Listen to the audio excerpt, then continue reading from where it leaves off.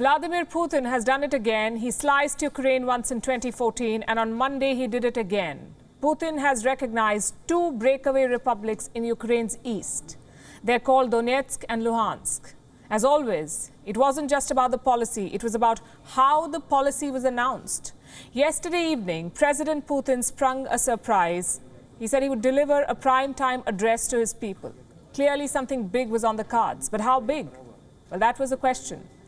What we got was 57 minutes of Vladimir Putin uncensored, his endless complaints against the West, his warped interpretation of history, his dreams of rebuilding the Russian Empire. Social media had no idea how to interpret it. Was Putin delusional? Or was he declaring war? Either way, the speech made one thing very clear. Putin is not bluffing. He will not let Ukraine join the NATO, and for that he will use any excuse, even nuclear weapons. We also know there were already statements voiced about Ukraine aiming to produce its own nuclear weapons. And it's not just empty bravado. Ukraine indeed possesses Soviet technologies and the means for producing such weapons.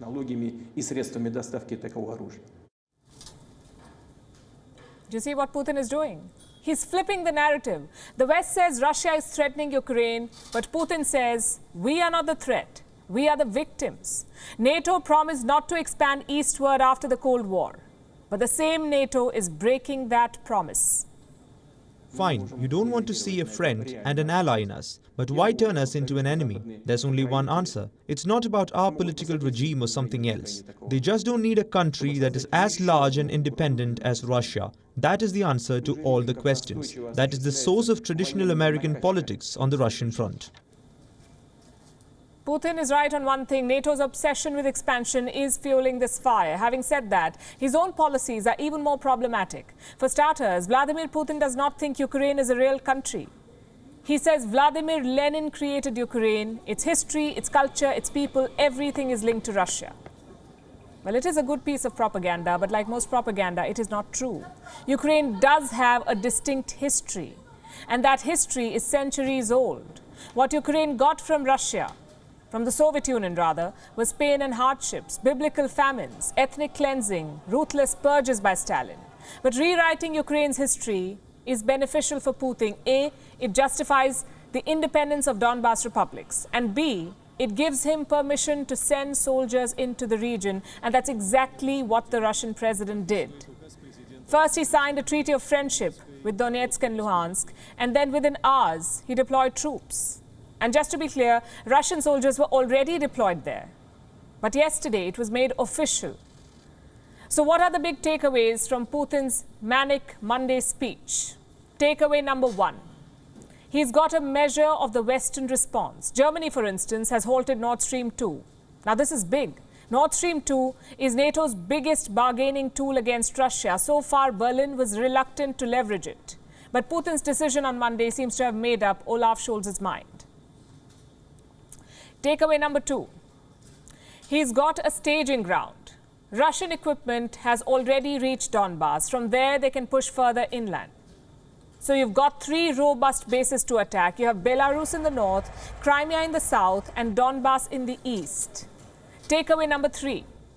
He has buried the long-dead Minsk agreement. To be fair, it was a failed ceasefire. President Zelensky of Ukraine hated it. President Putin of Russia ignored it. And Monday was its official funeral.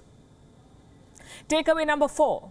Putin's endgame has been revealed. He knows NATO will not back down. He knows there will be sanctions. So Putin's strategy is a lose-lose situation. If he cannot have Ukraine, nobody can.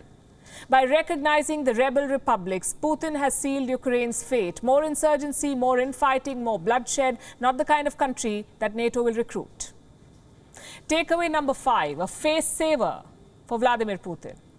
An invasion was always going to be costly. Thousands of lives lost, millions of dollars spent. This is a much safer strategy. Putin can train and fund the rebels openly. Basically all the violence, but none of the responsibility.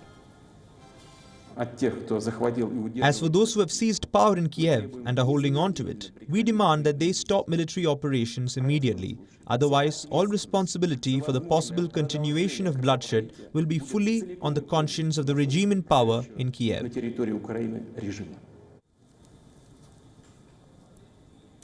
What will worry Putin is Europe's response. Washington has only sanctioned Donetsk and Luhansk, basically rebel leaders. Just one problem though, these rebels do not have yachts in the Mediterranean or Swiss bank accounts, so American sanctions are toothless. Europe though has sprung a surprise. Germany, like we told you, halted Nord Stream 2. Britain is warning of concrete sanctions. Putin may have expected a pushback, but it's coming from the wrong place. Brussels, not Washington. What happens next depends on Ukraine's reaction. In 2014, they could not react. They criticized, they condemned. But remember, Russia still controls Crimea, 8 years on. And this time around, Ukraine is much stronger, something President Zelensky did point out. We are on our land. We are not afraid of anybody and anything. We owe nothing to anybody. And we will not give anything to anyone. And we are confident about it, because today is not February 2014, but February 2022.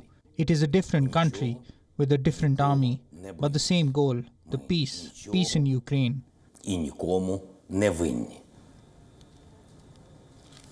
Peace in Ukraine. Well, that depends on Vladimir Putin. He's got the staging ground, he's got local support, and he's got an excuse for invading. WION is now available in your country. Download the app now and get all the news on the move.